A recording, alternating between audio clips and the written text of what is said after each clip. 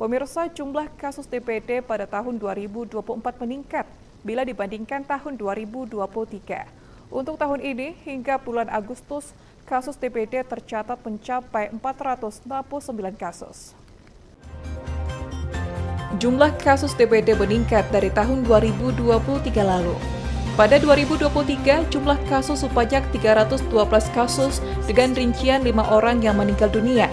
Sementara tahun 2024 ini, kasus DPD hingga bulan Agustus berjumlah 469 kasus.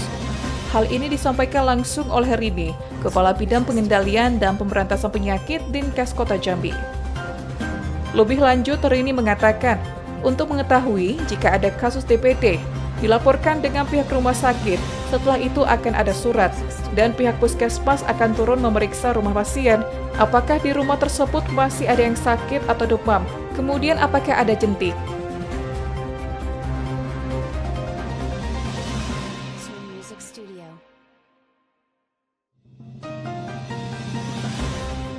Kita ini masuk yang antibiotik banyak.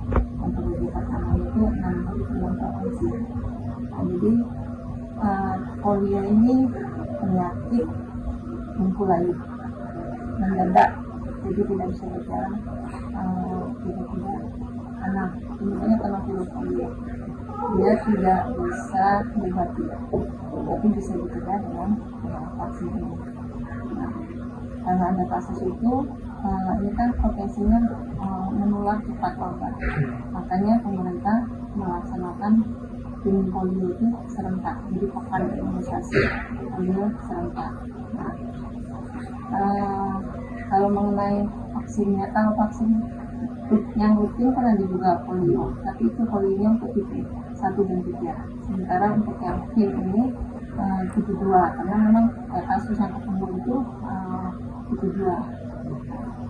Jadi memang ada namanya tipe ya, kemudian ikutan pasca imunisasi. Itu tergantung dari masing-masing pasiennya balitanya. Jadi yang diimunisasi ini adalah usia 0 sampai 7 tahun, jadi 8 tahun kurang 1 hari. Itu bisa saja ada, tapi tidak semua. Nah, untuk yang kasus kemarin kan ada perangkatnya. Kalau ada TV itu ada, kalau tingkat kota itu Pokja TV, tingkat provinsi Komda TV, yang tingkat nasional itu Komnas TV. Jadi kalau ada TV, kita prosedurnya dari puskesmas itu melakukan investigasi bersama dengan dinas kesehatan. Nanti kami melaporkan ke Komda TV, Komda TV melaporkan ke Komnas TV. Kemudian rapat Komda TV, Komnas TV dan Pokja TV itu rapat. Nah, untuk kasus yang kemarin itu termasuk TV serius, itu sudah ada hasil laporannya. Kami sudah terima ya Pak, sudah terima. Tapi di situ hasilnya adalah koinsiden. Jadi koinsiden itu suatu penyakit yang kebetulan munculnya setelah pelaksanaan TV, jadi berbarengan. Tapi penyakit itu berbeda, jadi itu koinsiden. Jadi semua yang kita vaksin itu kita pantau. Ada beberapa kasus juga yang diare seperti yang ada di Jogja, penanganan di Jogja ada sekitar 3-4 kasus dirawat diare. Ternyata hasil pemeriksaan PSF-nya itu ada infeksi Pak. Jadi ada kuman bakteri E. coli.